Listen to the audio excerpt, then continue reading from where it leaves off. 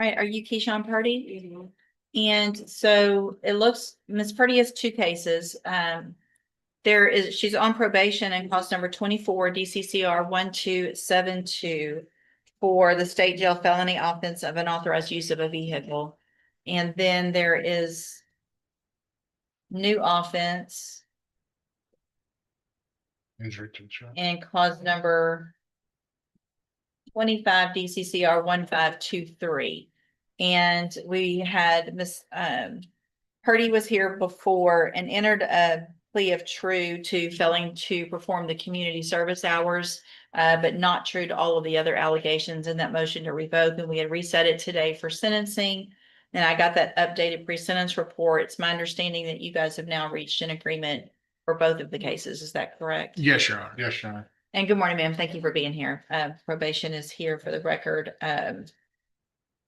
So let's first go through the new case and then we'll go back and make sure we've got everything done on the other. Will she waive the formal reading of the indictment? So moved.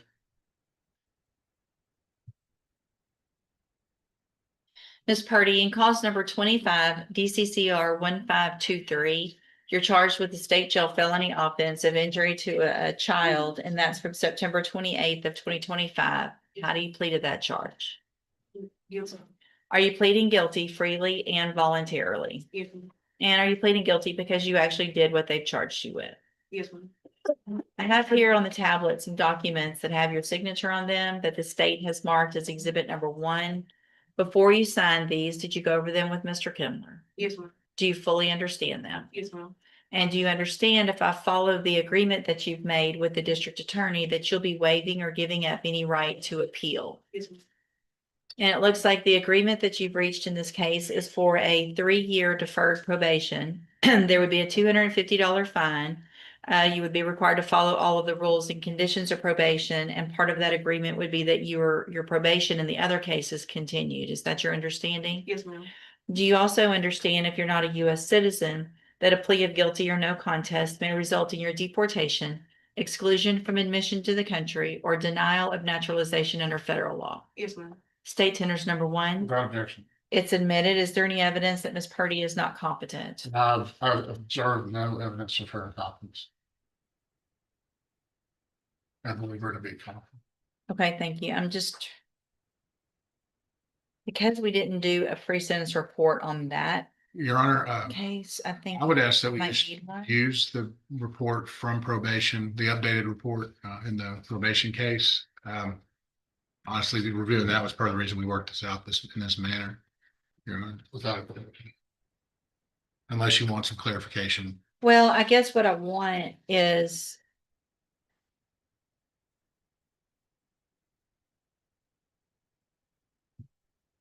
so this updated report addresses some things about the batter's intervention and things like that, but not the fact that she was discharged from drop after not showing up. And so apparently if there is a drug issue, I want to know how we are going to address that. Any suggestions before I make She's my, currently on the drug patch okay. because of her discharge from drop. Have there been any positives since she's had the drug patch? Yes, yeah.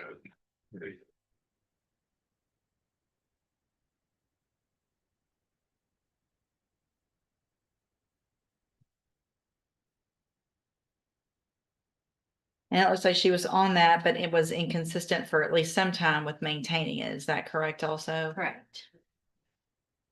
Awesome. I was working day and night and mixing up days. Can't mix up days when you're on felony probation, Yes, ma'am. right? Yes, ma'am. I mean, and I don't mean to say this flippantly at all, but I mean, if you end up messing up again and I go along with this now and you mess up, your days and nights are going to be a whole lot different. Yes, You'll ma'am. know exactly when it is because somebody else is going to tell you when to wake up. Somebody else is going to tell you when to go to bed, all those types of things. And that's not what you want. And that's not what we want for you. But you have to follow through with everything on probation. You don't get to pick and choose. You don't get to to say, I got my days mixed up. It's obviously very important based on the nature of what you're charged with, based on what you're on probation for already, that we make sure that you're not using anything you're not supposed to. So then what I'm going to do in 25 DCCR 1523 is waive the pre-sentence report, since we have that update and probation's here, and willing to work with you. I'm going to find that you entered your plea of guilty freely and voluntarily. Find that is there any evidence that she's not competent? No. Right.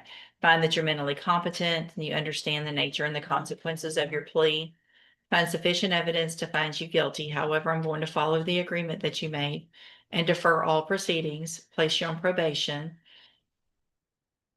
Sorry, my computer just got for 3 years.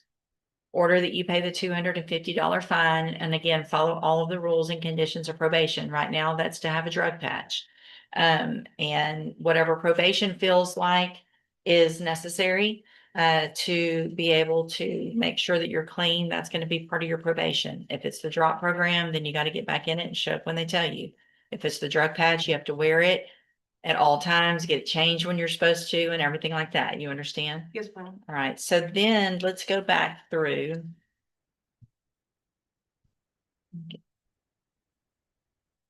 Clause number 24 DCCR 1272, which is the motion to revoke probation case. And go back through those allegations and get new pleas to those allegations.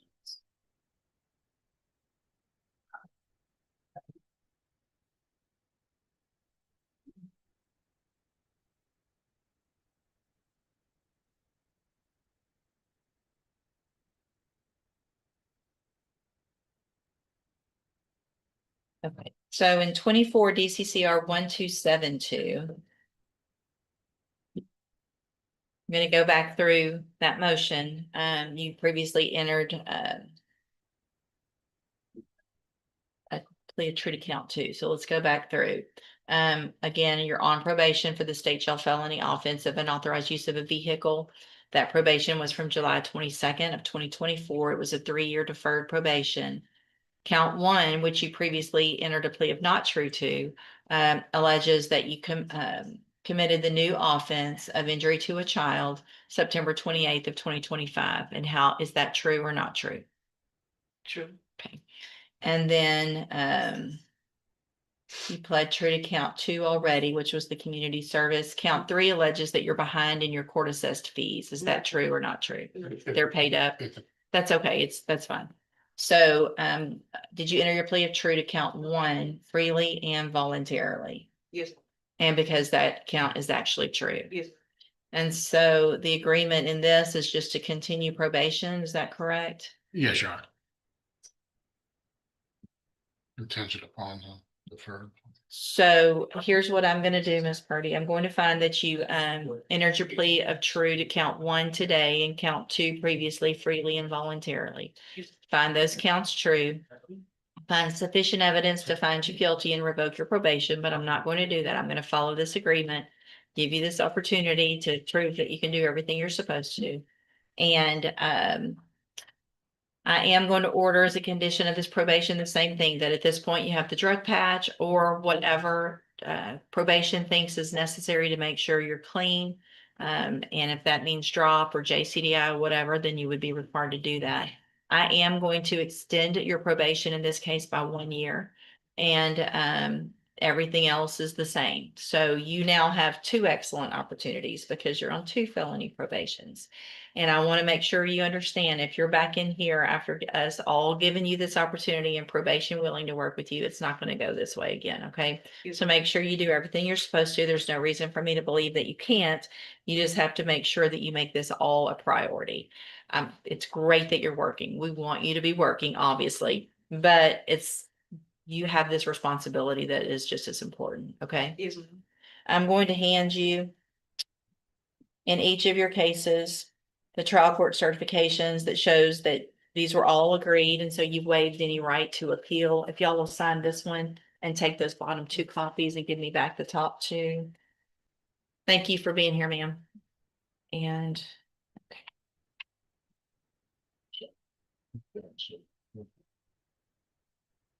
thank you all for looking that up. Yes, sir. That's your- oh, what's your turn? Yep. That's your copy. There you go. All right, good luck to you, man. So again, you're Darian Broussard. Yes, ma'am. And so, Mr. Broussard, you're here in my court in cause number 25, DCCR 1441, and charged with, hold on a second. It's right now.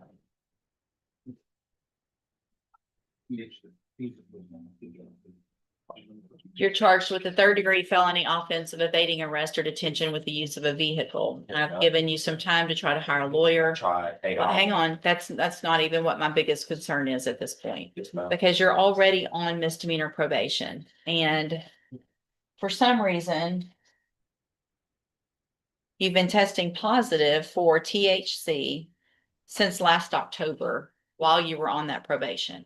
And they let me know that, but I don't know why they haven't filed a motion or done anything about that. So I paid it off, and that's what the judge almost told me, pay it off, because he was like, I don't know why you're still going to probation.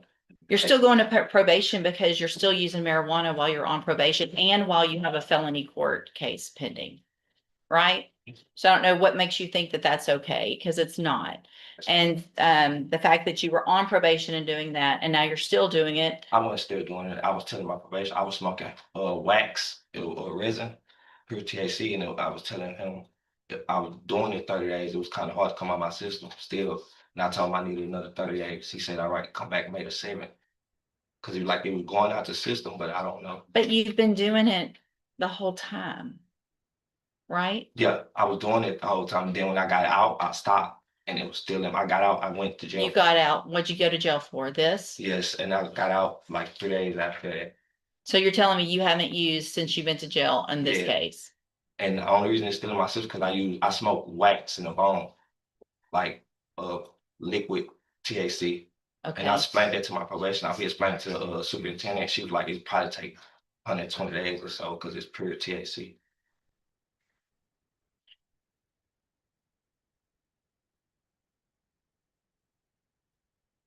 He's been out since September. You've been out of jail since September? No, yeah. So no, I went to jail since I went out of jail since November. It's April.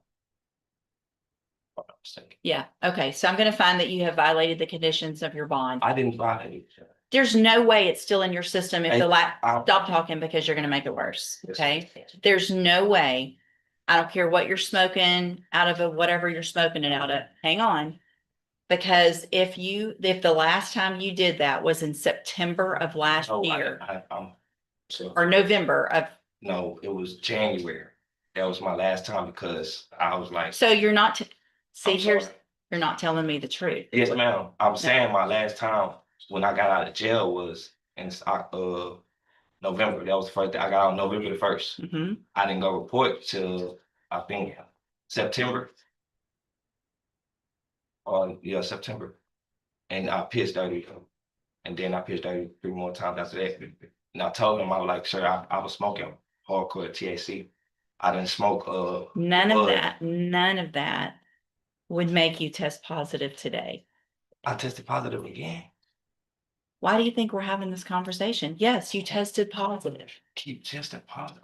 Well, because you're keep using. Come on now. Here's what we're gonna do. I'm gonna make sure that you're not using at least for some amount of time. I'm not using Miss West. I'm going to raise your bond for violating your bond conditions.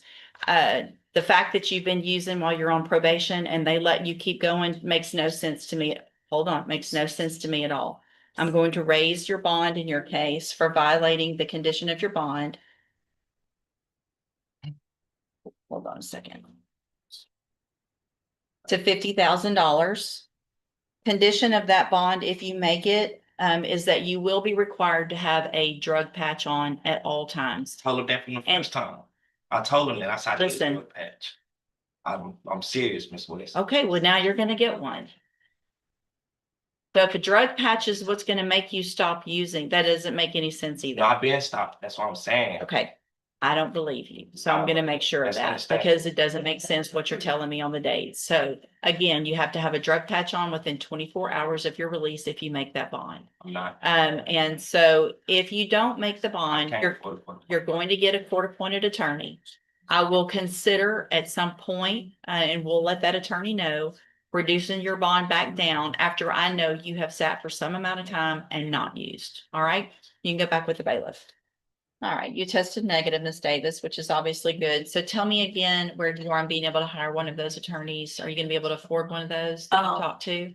Yes, I want to say I have help with my father. It's just with the paying the bonds and stuff Right. like that. I have to honestly call him, and he said if I can get a bond reduction, he can be able to afford Right. it. Well, we're not gonna do that, but are you working? No, ma'am. Why not? Well, I went to jail. I was working. When did you get out of jail? I'm ready to say day. March, about March 2nd, maybe? Does that sound right? Last Yes. month? Yes, ma'am. Okay, so, as you, But you say no to the bond reduction.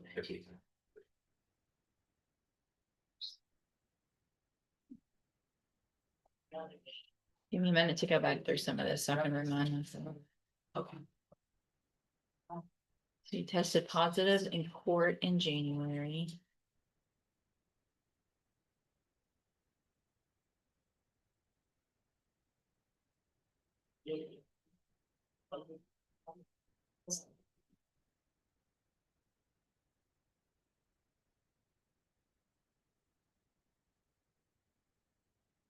When you tested positive in January, is that when I raised your bond? No, that was the first time I came here. So then you came back and It you was got the drug drug patch. patch and you were Mhm. testing positive on the drug patch, so I raised your bond Yeah, after you tested positive. in it was court. the, Okay. the So second. at this point, I'm not gonna reduce your bond. If you can't afford an attorney and you've tried, then I can have you fill out the paperwork for a court-appointed attorney. But based on the fact that the history you have with testing positive here, testing positive again after I gave you that opportunity to be on the drug patch, I'm not gonna reduce your bond. Do you want to fill out the paperwork this morning to see if you qualify for a Yes. court-appointed lawyer? So you're gonna fill it out. Make sure that you fill it out accurately and completely because you're gonna swear under oath that it's all true, correct? And then you take a look at it. Step in front of the clerk on the end, she'll give you that paperwork. Morning, are you Bonita, Green? Yes, ma'am. I mean Graham, I'm sorry. Yes, ma'am. And do you also go by Green? Yes, that's my maiden name. Okay. And so, Ms. Graham, you were previously in court. You're on probation in cause number 23, DCCR 1828, and then there was a new offense in cause number 25, DCCR 0734. You entered a plea of guilty in the new case, and also it looks like pleas of true in at least some of the allegations in the motion to revoke. There was no agreement. I received that pre-sentence report. Have both of you had an opportunity to review the report? Yes, Your Honor. State has, Judge. Are there any additions or corrections? I've reviewed it with Ms. Graham. If the court has any additional questions, she does accept responsibility, in hopes of, How so? Other than saying it when she was here last time. So here's the thing, Ms. Graham, you don't get to come in and say you plead guilty if you didn't do it. So what it looks like you told the probation officer is that you didn't do this. Is that correct? So why would you have pled guilty when you were here before, when you were under oath, sworn to tell the truth? I asked you very specific questions about, did you in fact do what they charged you with? And are you pleading guilty freely and voluntarily and things like that? Why would you have done that if you didn't do it? I think it was just a lot of fear of what would happen either way. So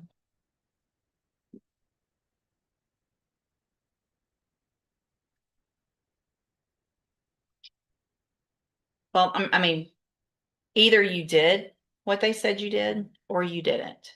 Did you do it or Did not? not. Then I'm gonna reject the plea agreement. Your case will go to trial. There will not be any plea agreements accepted after this today. So we'll figure out a trial date. Ms. Holmes, you're appointed. Yes, Your Honor. So, Ms. Graham, Ms. Holmes obviously is appointed to represent you. She's one of the attorneys who handles a lot of cases for me as a court-appointed attorney. I'm sorry to interrupt the court. Sure. Before we go any further, will the court entertain putting this case on hold just briefly? I mean, there is a video in this case. And it's my understanding is this offense was captured on video. I don't know. Have y'all if that's taken a been look at that? pressed upon this defendant. And you've looked at it with your client? I have. Okay, Well, with that being said, just never mind. okay. I noticed that as well, that it looks Yeah, like at least that's the, She came in my office, we reviewed the video. all right, so we'll let a Reminded, jury, yeah. we'll let a jury decide. So the underlying offense is the same that she's on probation for. I don't want to waste time on an MTRP and then the real case, or I mean, I typically prefer to we'll go go forward. forward on the MTRP Yeah, if I it's prefer- one that's, UTRP. there's no reason not to. The case isn't more serious and won't take that long to prove up. So what I'm going to do is set this, and Ms. Holmes, because it'll be on the MTRP, I'm going to leave you on that. We'll set it for a special hearing, half a day enough. Yes, think? Any issue with that? You think half a No, day? that's fine. All right, so we'll set it as quickly as we can on a hearing on that motion to revoke, and then we'll see where we get on that, and then we'll go forward with the other case, the new case, if need be at that time. Yes. Stay in touch with Ms. Holmes. She'll let you know when you need to be back. You need to visit with her before that court date because there will be witness testimony, and then we'll hear that motion to revoke and go from there. Obviously, I think what I will also do, based on the nature that I'm rejecting the plea agreement, I'm also going to withdraw or allow Ms. Graham to withdraw her pleas of true in that motion to revoke. And Mr. Coleman, if you can, I think that it would be best, probably cleanest if you just brought witnesses to prove whatever you think you can up. Yes, Judge. Okay, all right. You're free to go. And Mr. Coleman, this is yours on Aiden Dickinson. Good morning, sir. You're Aiden Dickinson. Yes, ma'am. And Ms. Holmes, will your client waive the formal reading of the I indictment? will, Your Honor.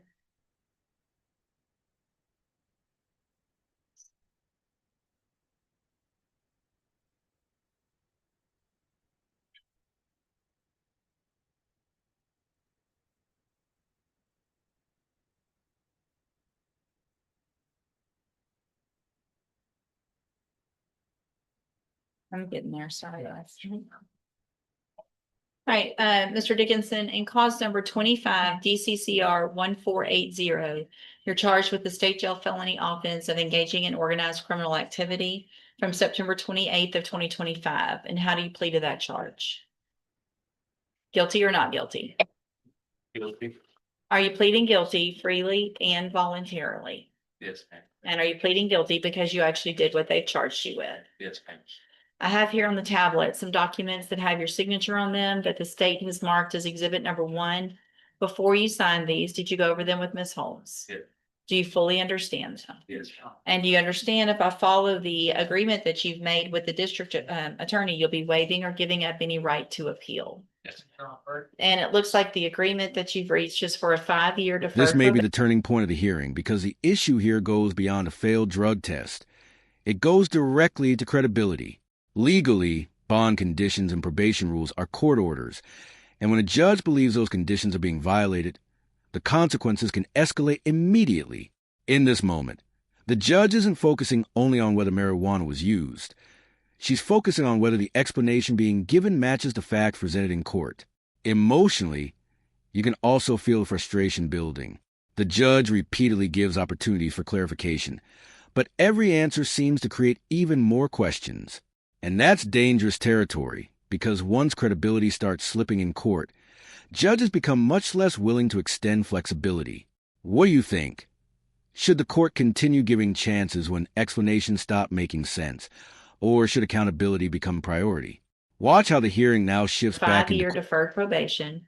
There would be a $1,000 fine. You would be required to follow all of the rules and conditions of probation, including having no contact with the co-defendants, the other people involved in this. Is that your understanding? Yes, ma'am. Do you also understand, if you're not a U.S. citizen, that a plea of guilty or no contest may result in your deportation, exclusion from admission to the country, or denial of naturalization under federal law? Yes. State tenders number one. No objection. It's admitted. Is there any evidence that Mr. Dickinson's not competent? No, Your Honor. All right, sir, I'm going to find that you entered your plea of guilty freely and voluntarily. Find that you're mentally competent and understand the nature and the consequences of your plea. Find sufficient evidence to find you guilty. However, I'm going to reset your case for sentencing so that I can get a pre-sentence report. It'll just give me more information about you, your case, make sure we have everything in place for probation and anything like that that you need. And then we'll go forward with sentencing at that time. You need to stop and talk to the probation officer before you leave the courtroom today, and she's sitting at that desk right over there. All right, see you back at sentencing. You're free to go. She don't talk to you. Okay, why didn't we? I feel like we knew this, but then we just pled and didn't talk about it at the plea. It was set for a contested hearing and we brought it up and we tried to talk about it on a couple of different occasions. Then we got to put today's docket so we can figure out what we can or what we can't do. I don't know. Well, obviously I don't know because I didn't look it up and try to figure that out last week. So I'm going to reset it again for 2 weeks. I need everybody to do some research. I will do my own research to see if there's a way to go back and adjust that from straight to deferred, which would make it correct, or if there's a way to go backwards like that and get rid of that conviction and how to do that. I don't think, do you want to take deferred or you want to fight the case if you need to play that? What do you want to do? Well, I don't know Right, that yeah. that's an option either. That's what I'm saying. I don't know, I mean, she already pled guilty. but but she pled guilty with the understanding that it was straight probation. So if it was something else, I don't know, it would be a voluntary plea. That's why I'm gonna reset, that's what I'm gonna reset it for 2 weeks so that we can think about it before we're all sitting here in front of everybody, not knowing what we're talking about. Okay? So I'm gonna reset it for 2 weeks and then we'll figure it out. Put that on my desk, please. Come here. You can go. We'll see you back in 2 weeks. Yeah, I was asking, can I get my ankle monitor cooking off? We'll see you back in 2 weeks, not today. Okay. I'm not gonna talk about that today. Good morning. Good morning, sir. You're Brandale Griffin? Okay, so I guess 2 things. I'm going to recall the bond forfeiture. But since Mr. Griffin has shown up, is there any reason not to go forward with the plea? States not opposed to it. So I'm going to allow all of the plea. I said we were gonna get rid of that kind of, but we're gonna have that still, that Mr. Griffin has pled guilty to the lesser included offense and cause number 24 DCCR 1666. Is there any reason not to go forward with sentencing at this time? No, yeah, not from the stage. And Mr. Griffin, have you been arrested for anything since you were in court? All right, then at this time, I'm going to find that you entered your plea of guilty freely and voluntarily. Find sufficient evidence to find you guilty, and at this time, find you guilty of the lesser included offense of attempted publishing or threatened to publish intimate visual material. That would be a Class A misdemeanor. Sentence you in accordance with that agreement to a term of 30 days in the Jefferson County Jail. You will receive credit on that sentence for any time that you were previously in custody that the law gives you the right to receive. It looks like that was 14 days. And so I'm handing you the trial court certification that shows this was an agreement that I followed, and therefore you have waived your right to appeal. All right, good luck to you, sir. You can go back with the bailiff. So it's just a bond condition review. Let's see, this Miss Malfino. She thought she was. It's an add-on for Mr. Kent that I added a bond condition. All right, sir, you're Malik Ellis. And it looks like Mr. Ellis is on probation and clause number 17-26733 for the offense of aggravated assault with a deadly weapon. There is a motion to revoke that's pending and a bond was set, and Mr. Ellis made that bond, and part of that was that he had a drug patch on, and we apparently have an issue with a positive result for cocaine from the March, looks like one that was in March. Have a seat in the jury box. It's going to get you tested, and then are you Amber Bruno Walker? And Mr. Rennick, will your client waive the formal reading of the indictment? She will, Your Honor.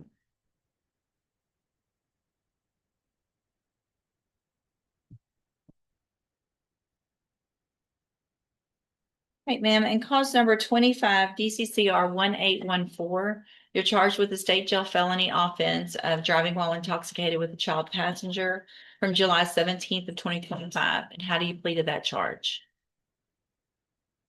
Speak up, I'm sorry. Are you pleading guilty freely and voluntarily? Y'all checked off third degree and did the plea admonishments for a TDC case instead of a state jail felony. I didn't catch that. I didn't get it. My fault. All right, I'm deleting those. I'm sorry, you'll have to do No, it no. again. They have to be on the state jail Yeah, yeah. paperwork. You're gonna have to do the paperwork again, just on a different form. All right, so Mr. Ellis, you tested negative. I'm sorry. I don't understand how I could even have it. I could be at home. I come in, take a UA.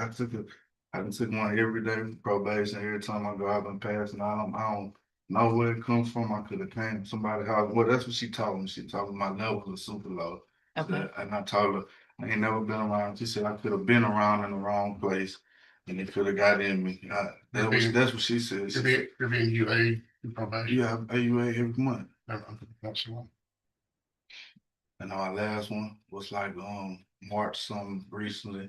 I Okay. passed that Okay, one. that's good. All right, so obviously you understand the importance of staying clean. It looks like everything else has been clean. Probation hasn't sent to me anything. It was just that one drug patch. So today we're just gonna kind of go on like we are. Keep the drug patch at all times, just like you have been. Make sure you change it when you're supposed to, show up, test when you're supposed to. And my suggestion is, sounds like what you're doing is probably the best thing you can be doing. If you're working, go to work, go home. You don't need to be around anybody else I mean, if you're in a room and somebody else is smoking something they're not supposed to be, or doing something they're not supposed to be, then you're actually violating your probation by being around those people, even if you're not doing it. So I'm not saying you are, but if you think that that could be why you tested positive, then it means you've probably been some places that you shouldn't. So you're on a very serious probation that if revoked, you could go to prison for a long time. So if you want to stay and have a regular life and get past this, then you better stay home, go to work, do what you're supposed to do. Okay? All right, we'll see you back the next court day. You're free to go. Okay, again, ma'am, you're Amber Bruno Walker. Yes, ma'am. And your client will waive the formal reading of the indictment. Yes, Your Honor. Let's kind of start. I'm gonna start all over like we didn't do anything before. Get it pulled up. And so, Ms. Walker, in cause number 25 DCCR 1814, you're charged with a state jail felony offense of driving while intoxicated with a child passenger from July 17th of 2025. And how do you plead to that charge? Are you pleading guilty freely and voluntarily? Yeah. And are you pleading guilty because you did what they charged you with? Speak up, please. Yes. I have here on the tablet some documents that have your signature on them that the state has marked as exhibit number 1. Before you sign these, did you go over them with Mr. Rennick? Yeah. Do you fully understand them? Yes, ma'am. And do you understand, if I follow the agreement that you've made with the district attorney, that you'll be waiving or giving up any right to appeal? And it looks like the agreement that you've reached is for y'all put 2 years in the county jail instead of state jail. Any objection to me making that modification? Clearly, Mr. Coleman and I are having a hard time. Papers today.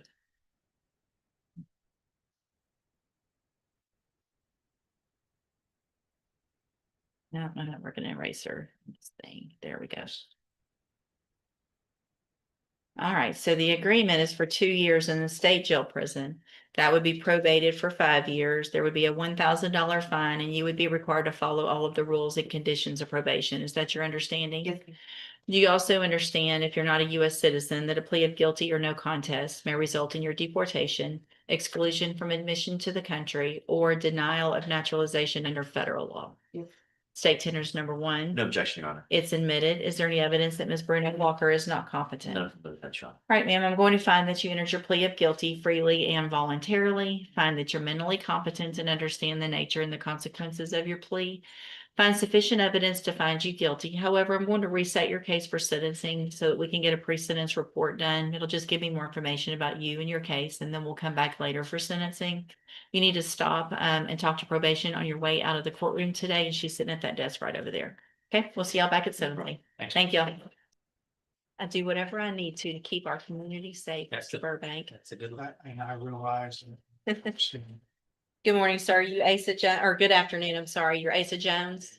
And Mr. Jones is set for trial to begin with jury selection next week in cause number 25 DCCR 0963. Mr. Burbank has already let us know on another case. I'm not sure if you've talked to Mr. Jones that he's set on a murder case over in another county that's much older than this case, and nothing's changed with regard to that. Is that correct? This point. All right, Mr. Coleman and Mr. Jones, I know you're ready to get this taken care of, but we all have to kind of share the attorneys, and that case is older, so I'm going to probably reset the case, but I will get it set on the very next available docket, and we'll try to get it taken care of at that time, okay? All right, you're free to go back to the back, sir. I have excuse for. Yes, all right, sir, you are Dondre Blewett. And Mr. Blewett is here. He has two cases. There's a probation that there's a motion filed on in clause number 22-41150.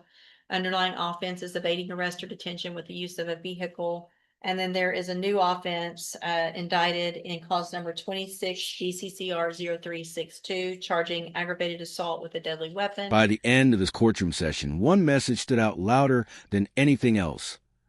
Opportunities in court come with expectations attached. Throughout these hearings, defendants were repeatedly offered probation, modified conditions, additional time, and even opportunities to correct previous mistakes. But at the same time, the judge made it very clear that those opportunities were not unlimited. Questions about honesty, compliance, drug use, and responsibility kept surfacing from case to case, and each one had a direct impact on courtroom decisions. Some defendants walked away with another chance to prove themselves, while others faced stricter conditions and increased consequences because the court no longer felt comfortable taking risks. The emotional weight of this hearing wasn't just about punishment. It was about trust, accountability, and whether someone can actually change course when the court gives them the chance. The deadly weapon.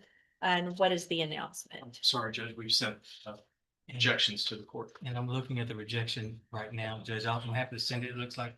Hey, I have a question. 5, what? It's 5 days. What is that? It's 5 written out, 5. What the number? I never offered 5 here. It's not y'all. But Judge, nevertheless, there's a rejection. I'll send the rejection. Can we step one? Yeah, y'all make sure y'all have it the correct number on there, and then I'll take care of it in just a few minutes when y'all are ready. Is Miss